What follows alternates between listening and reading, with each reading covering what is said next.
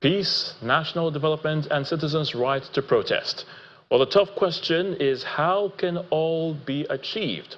Tonight, founder of Leadership by Data and Channels Television's data analyst, Babajide Oguso, is right here to share more insight about this thorny subject. Babajide, great to have you on the News at 10 once again. Good evening, Ayotunde. Yes, and of course we're looking at national development and of course the citizens' right to protest. What is the perspective really for citizens or of citizens, Babajide? Is it that the government calling for protests is something that is not, should I say, expected?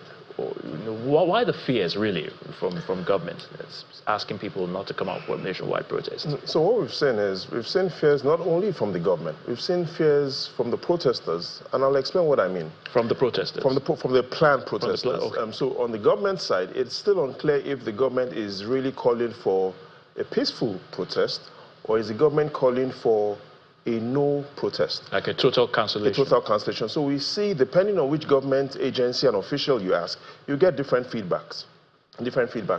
Tonight as well, just as we started this show, we've seen even among the protesters, we now have seen talks of a new date for this protest coming in tonight. So now we are seeing even the organizers of this protest talking about them considering either a September 1st or an October 1st date. So that's the key thing in this. That's the key thing with respect to the protest. Now, the second is, Ayotunde, there's some bad news tonight, and there's some very bad news. Bad news and a very bad news. Which one do we take first? The very bad news or the bad news? Perhaps let's start with the bad news. Very bad. Okay, the bad news. The truth is, Nigerians are asking, when did this protest start? And I'll explain a bit of this history to you quickly. 17 months ago, when President candidate Tinubu,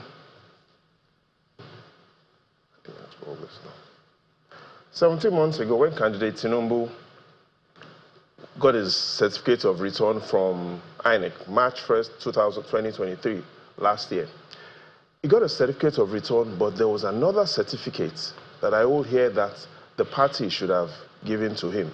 And this certificate, very important, perhaps even more important than the certificate of return, it was the certificate to be protested against. What do I mean?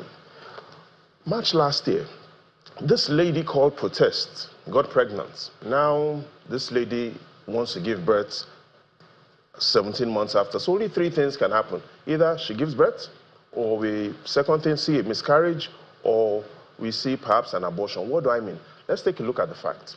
By what I call the certificate of being allowed to be protested against. Because if you take a look at that, it allows us to understand where all of this really originated from.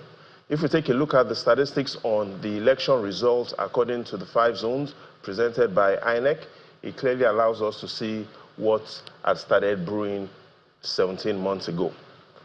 Excluding the Northwest region where President Tinubu scored 54% of the votes that were calculated, the other 5 zones, we can see that Northwest, only 40% of the votes, North Central, Northeast, Southeast, only 6% of the votes in the Southeast. So clearly, this protest had started 17 months ago. Bad news. Now, what do I talk about? More bad news. Now, the more bad news is for the organizers of the protest. And that's because since independence, the number one question is, how do you measure the success of a protest? And ever since, organizers of protests have not been able to provide an answer. How do you measure the success of a protest? So the question is, do protests lead to economic growth? Do they improve the development of the country? So let's take a look at the facts. Because if you take a look at the facts, the answers and the evidence clearly shows that protests do not lead to economic growth.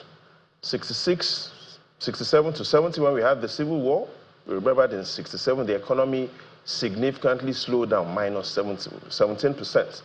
The Metasine riots, led by Mohammed Marwa from Kano, all throughout the 80s, we saw significant negative growth despite the protests. Simple terms, those riots as well did not help the economy.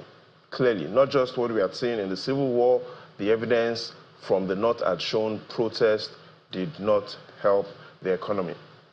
If we continue, fuel subsidy removal in 2012, the economy performed worse than it did in 2011. And only go back to the 2011 levels a year after.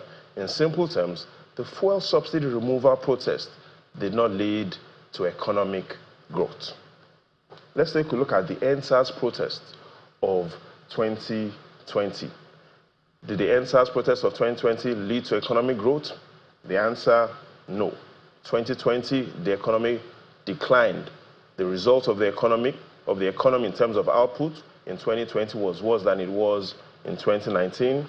And 2 years after, the economy was still growing suboptimal, 3.4% and 3.1%.